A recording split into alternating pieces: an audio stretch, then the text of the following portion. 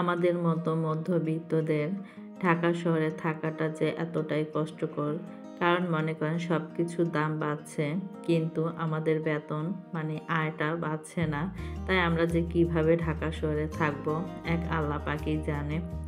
আসসালামু আলাইকুম, আপনারা সবাই কেমন আছেন? আশা করি ভালো আছেন। আমিও আল্লাহর অশেষ রহমতে ভালো আছি।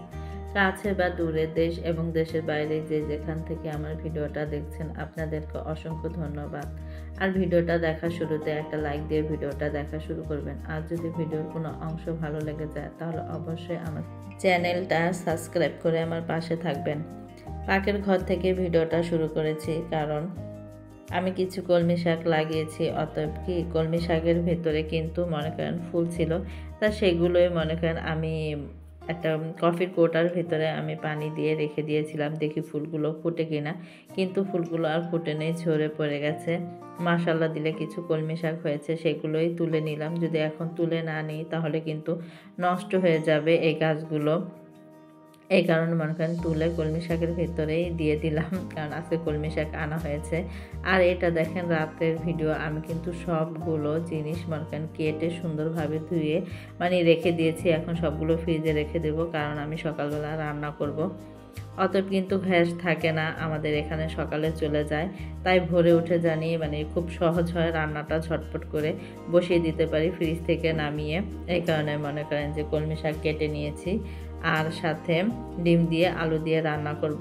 এগুলোই মনে করেন সব কিছু ফ্রিজের ভিতরে রেখে দিয়েছি। সকাল হয়ে গেছে আমার, অতএব আমি নাস্তা করতে বসে যেহেতু পড়েছি, নাস্তা খেয়ে তারপর আমি রান্নাটা করে নেব। আজকে আছে হোটেলের পরোটা আর আছে ডাল ভাজি, তা সেটাই খাচ্ছিলাম। কিছুদিন কিন্তু তন্দুর রুটি খেয়েছি, তা এখন আজকে ভাবছি যে পরোটা আর ডাল ভাজিটা খাই। আর পরোটা কিন্তু ভালোই লাগে খেতে, খারাপ লাগে না, কিন্তু আমার বেশি পছন্দ তন্দুর রুটি আর ডাল ভাজি।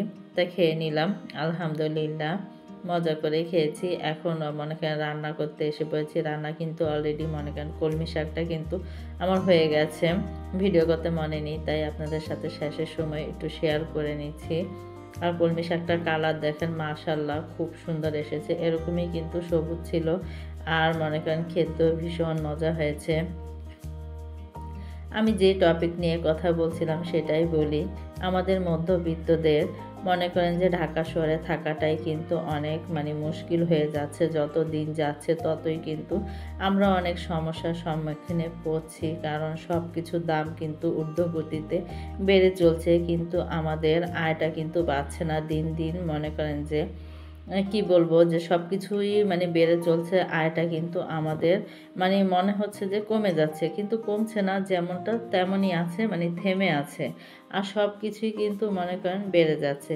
আপনি কি কিনে খাবেন, মনে করেন তরি তরকারি, মাছ মাংস, ফার্নিচার হতে সব কিছু দ্রব্যমূল্যে সব কিছু দাম।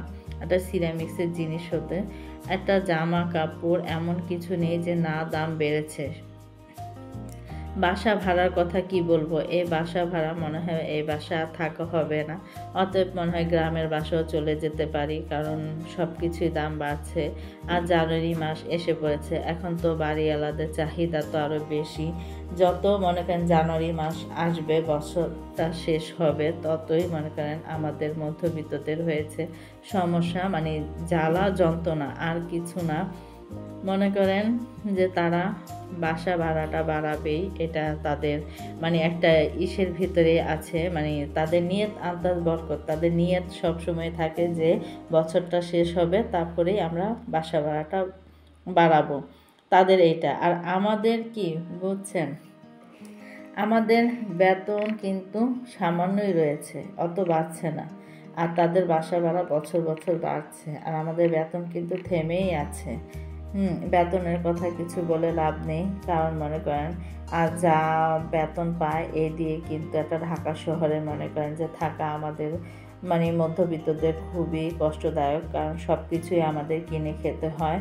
আর গ্রামের বাসা থাকলে দেখা যায় যে নিজের বাড়ি, কুড়ের ঘর হোক তাও নিজের বাড়ি, কিছু ফসল লাগিয়ে খাওয়া যায়, 2টা হাঁস মুরগি পেলে কিন্তু খাওয়া যায়। কিন্তু ঢাকা শহরে কিন্তু তা না। ঢাকা শহরে আমার সব কিছুই আমার কিনে খেতে হবে। এরকম অবস্থা। আমাদের বাড়িওয়ালাই তো এবার কিন্তু আমাদের বাসা ভাড়া বাড়িয়ে ফেলেছে, কি বলবো। তাদের যেটা মনে করেন বছরের একটা রুটিন তারা তো পালন করবেই। আর ঢাকা শহরে বাড়ি থাকলে বাড়িওয়ালার লাভ, আর মনে করেন ভাড়াটিয়ারা কি বলবো অসহায়, আর কিছু না। কারণ তারা চাইলে আমরা যদি ভালো লাগে আমাদের বাসাটা ছাড়তেও কিন্তু ইচ্ছা করে না, আমরা কিন্তু থেকে যাই। এমন একটা সময় যে মানে 2টা টাকা বেশি হলেও কিন্তু আমাদের কষ্ট হবে, তার জন্যও কিন্তু আমাদের থাকতে হয়, কিছু করার নেই। তাই বলছিলাম যে সব কিছুই দাম বাড়ছে, আমাদের মধ্যবিত্তদের কোনো মনে করেন আয় বাড়ছে না। হ্যাঁ, বলতে পারেন যে সরকারি চাকরি, তোমরা এই কথা বলো, যারা সরকারি চাকরি করে সেই আপু ভাইয়ারা জানে যে তাদের সরকারি বেতনটা কেমন। আর একটা ঢাকা শহরে 4-5 জন মনে করেন ফ্যামিলির সদস্য হলে কিভাবে যে চলা যায় একটা সরকারি চাকরিজীবী বুঝে। আপনারা হ্যাঁ বলতে পারেন সরকারি চাকরিজীবী তো বেতনটা বেশি, কিন্তু মনে করেন বেতনটা কিন্তু হ্যাঁ বেশি, কিন্তু অত বেশি না, সীমিতের ভিতরে 30, 35, 40 বা 25 এরকম কিন্তু হয়ে থাকে সরকারি বেতনের চাকরি। কিন্তু মনে করেন বাসা ভাড়া যদি 15,000 দেই, আর আমার হাজব্যান্ড যদি মনে করেন 30,000 টাকা বেতন পায়, তাহলে কিভাবে মানে 5 জন মানুষ নিয়ে মনে করেন সংসারটা চলে। তার ভিতরে আবার ছেলের পড়াশোনা আছে, শুধু তো থাকা মানে খাওয়া না, এখানে কিন্তু আরও অনেক কিছু, জামা কাপড়, তারপর মনে করেন আমার নিজের কিছু চাহিদা, অনেক কিছুই কিন্তু সবার সম্পূর্ণ চাহিদাগুলো পূরণ করতে হয় এগুলোর ভিতরেই। তা একটা ঢাকা শহরে মানে বাসা ভাড়াই নিয়ে নেয় অর্ধেকের মতো, তাহলে বুঝতে পারেন যে আর অর্ধেক টাকা দিয়ে আমরা কিভাবে মনে করেন কত কষ্ট করে সংসারটা চালাই। কিন্তু সেটা তো আর কেউ বুঝবে না, কারণ আমাদের যদি মনে করেন দিন দিন যদি বেতনটা যদি বাড়তি থাকতো, তাহলে কিন্তু মনে করেন আমরা ঢাকা শহরে সুন্দরভাবে মানে থাকতে পারতাম। আর ঢাকা শহরে এখন কিন্তু আমাদের মতো মধ্যবিত্তদের মানে থাকাটাই অনেক মুশকিল হয়ে যাচ্ছে। অনেক মধ্যবিত্তরা কিন্তু মনে করেন গ্রামের বাড়িতে এখন চলে যাচ্ছে। আমার আদনানের বাবা মানে সবসময় বলে থাকে যে ট্রাক বোঝাই করে করে অনেকেই কিন্তু গ্রামের বাড়িতে চলে যাচ্ছে, কারণ এখানে আর মানে থাকার মতো না, সব কিছুরই দাম। আমার মনে করেন আমি এখন যে ফ্ল্যাটটায় আছি, আমার সাথে আমি কিন্তু পিছনের ফ্ল্যাটে ছিলাম অনেক বছর। তারপর মনে করেন এই ভাবিরা যখন চলে যায়, তারা কিন্তু এই করোনার পর দিয়ে তারা কিন্তু চলে যায়। মানে তাদের ব্যবসা বাণিজ্য করোনার ভিতরে কিন্তু এত প্রচুর পরিমাণে মানে খারাপ হয়ে যায়, তারা কিন্তু অনেকটাই মনে করেন ভেঙে পড়ে, মানে নিঃস্ব হয়ে যায়, এরকম একটা অবস্থা। তারপরে করোনার পর দিয়ে কিন্তু একটু ভালোই মনে করেন একটু উঠেছে, ওঠার পরে দিয়ে এই তো আবার মনে করেন যে তেমনভাবে উঠতে পারেনি, মানে মোটামুটি, কিন্তু তাদের ওই আগের মতো অবস্থা নেই, হিমশিম অবস্থা। পরে দিয়ে মনে করেন তারা আর ঢাকা শহরে থাকতে পারেনি, তারা কিন্তু এখন বর্তমানে নওগাঁ চলে গেছে। অনেক খারাপ অবস্থা হয়েছে, দেখে তো গিয়েছে। আগের মতো ব্যবসা বাণিজ্য থাকলে কিন্তু তারা কিন্তু আমাদের সাথে সাথে এই বাসায় প্রায় 10 বছরের মতো থেকেছে। আমরা আরও বেশি, এ বাসায় অনেক বছর ধরে, কিন্তু তারা 10 বছরের মতো থেকেছে। কারণ আমার খুবই মানে কাছের, এমন মানে ঘনিষ্ঠ হয়েছে, আমি কিন্তু মনে করেন মানে ভাবি থেকে আমি কিন্তু তুই তুই করে বলতাম, আমাকেও কিন্তু তুই তুই করে বলতো, এত ভালো একটা সম্পর্ক হয়ে গেছে আমাদের। এখন মাঝে মাঝে কথা বলি, খুব কষ্ট লাগে যে টাকার জন্য মনে করেন যে ব্যবসা বাণিজ্য ভালো চলছে না, তারপর আবার মনে করেন বাসা ভাড়া বাড়তি, তারপর মনে করেন নিত্য প্রয়োজনীয় সব কিছু কিন্তু মনে করেন দাম বাড়তি, মানে হিমশিম খাচ্ছে, এই কারণে কিন্তু চলে যাচ্ছে। মানে গ্রামে জায়গা আছে সেখানে যে বাড়ি করেছে, কারণ এখানে আর থাকার মতো না, কি বলবো। তা আমার চোখের সামনে কিন্তু এগুলো হয়েছে বা দেখেছি।